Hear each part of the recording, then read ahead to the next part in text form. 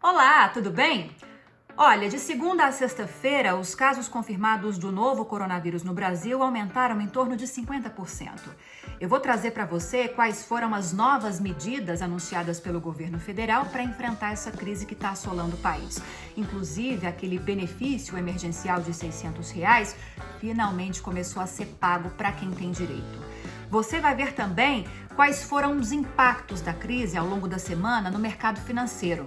Vamos lá, curta, compartilhe, comente os assuntos que eu vou trazer. Eu preciso saber o que você está achando dos nossos vídeos, tá bom? É hora do Brasil em uma semana.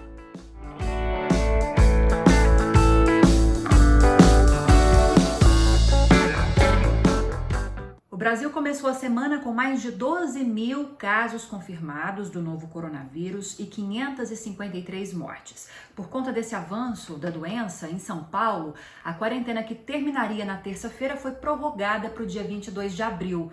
Inclusive, o governador João Dória autorizou a ação da Polícia Militar, se fosse necessário, para conter aglomerações. No Ceará, o governador Camilo Santana também prorrogou a quarentena por 15 dias. E no Rio de Janeiro, na capital, na cidade do Rio de Janeiro, a prefeitura assinou um decreto em que altera os horários de funcionamento do comércio, do setor de serviços e da indústria para evitar aglomerações no transporte público. Dessa forma, as pessoas entrando no trabalho em horários diferentes, isso viabilizaria um controle maior aí da população nos horários de pico, principalmente no transporte público. Além de Rio de Janeiro, além de São Paulo e além de Ceará, outros 20 estados, pelo menos até o começo da semana, seguiam mantendo regras de isolamento, regras de quarentena.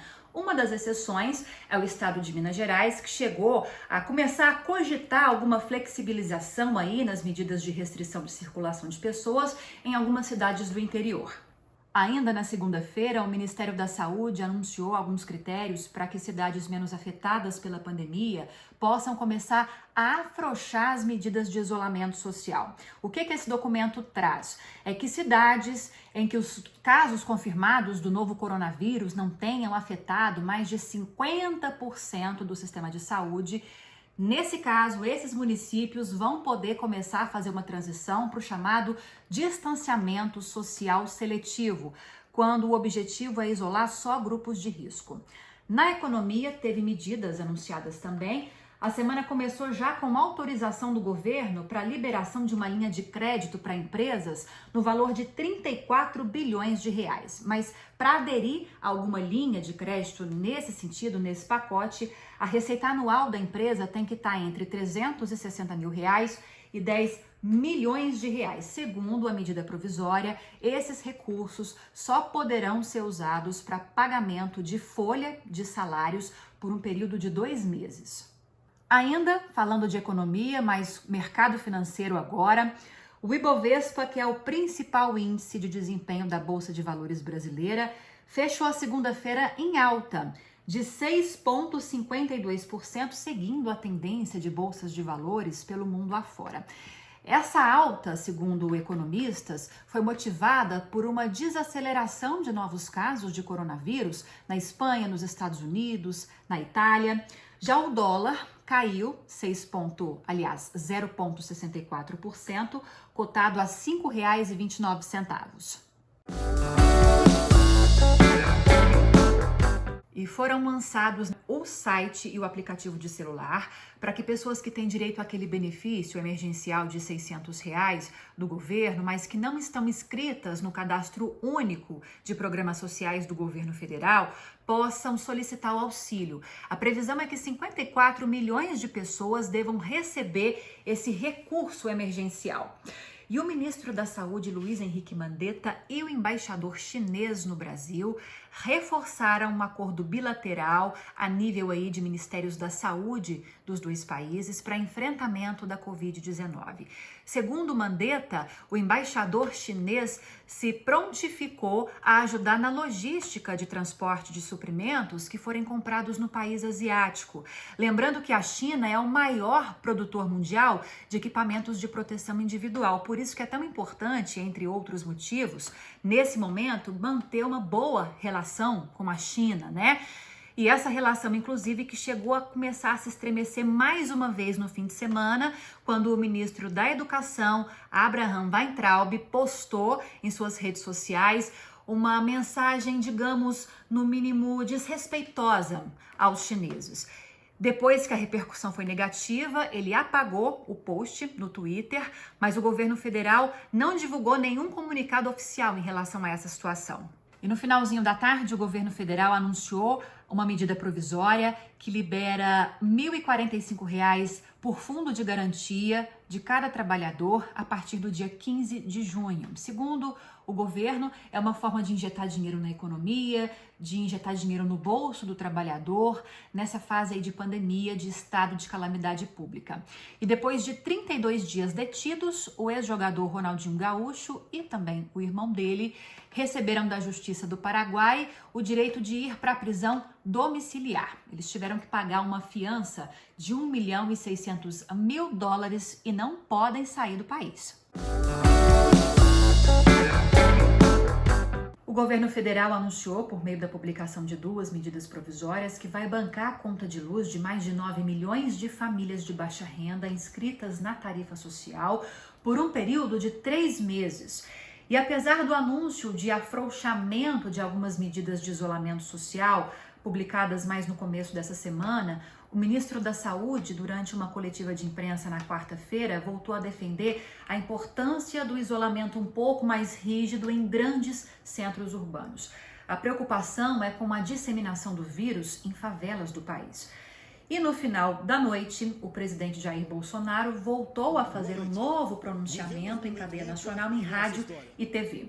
Ele reforçou algumas medidas que vêm sendo defendidas e aprovadas para enfrentamento da Covid-19, entre elas a disponibilização de 60 bilhões de reais para capital de giro via Caixa Econômica Federal, para micro, pequenas e médias empresas e também para a construção civil.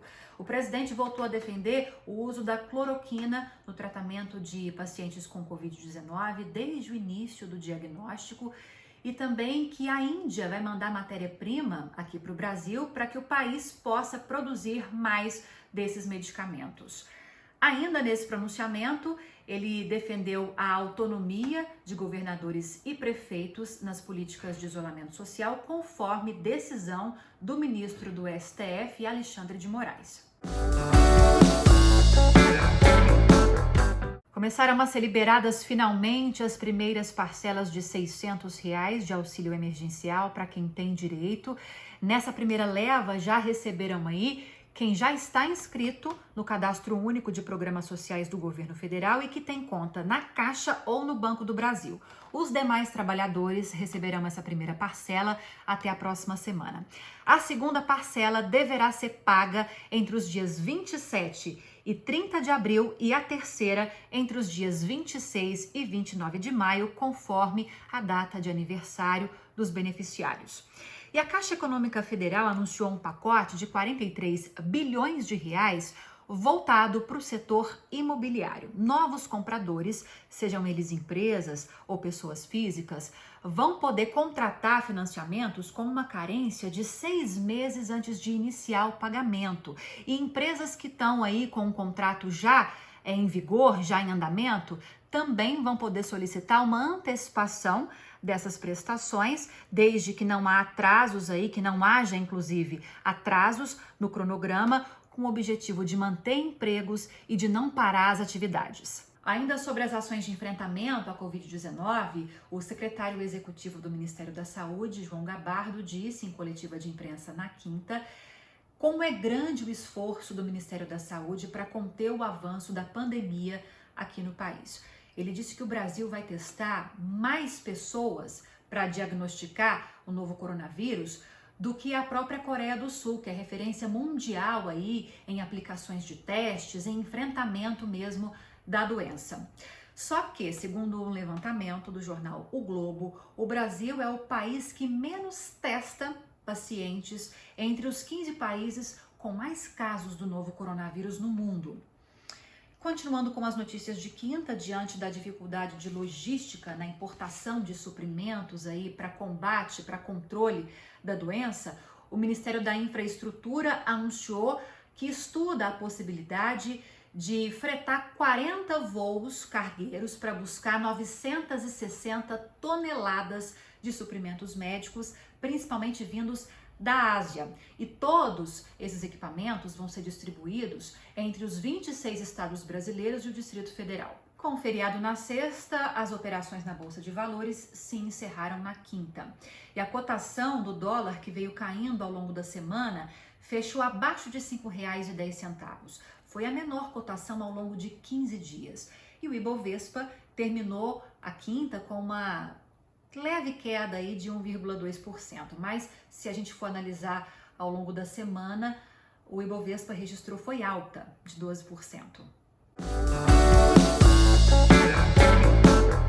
Até o início da tarde de sexta-feira, o Brasil já contabilizava 18.544 casos confirmados do novo coronavírus e 975 mortes.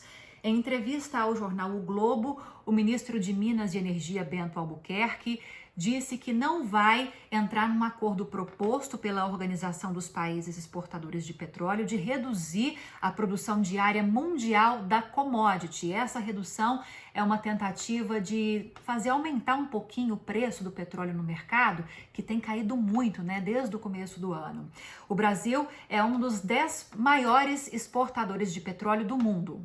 E antes de encerrar o resumo dessa semana, eu queria mostrar uma boa iniciativa, porque são tão pesadas as notícias que a gente vem trazendo nos últimos dias, nas últimas semanas, que essas boas iniciativas merecem ser lembradas. E por isso, a Kíria Meurer, que é jornalista, trabalhou muitos anos no núcleo de rede, junto a uma filiada da Rede Globo em Santa Catarina, vai trazer agora um recadinho para você mostrando o que ela tem feito de bom nesse momento de crise. Oi, Lívia, eu tô falando aqui direto da minha central de boas notícias, que fica onde? Na minha casa, Quando tudo isso começou, eu decidi abrir no meu Instagram, @kiria.meurer, um espaço para divulgar boas notícias. Logo depois eu fiz uma parceria com a página Razões para Acreditar e a gente está fazendo giros diários de boas notícias, contando principalmente histórias de solidariedade, movimentos aí de pessoas que estão querendo ajudar, iniciativas criativas,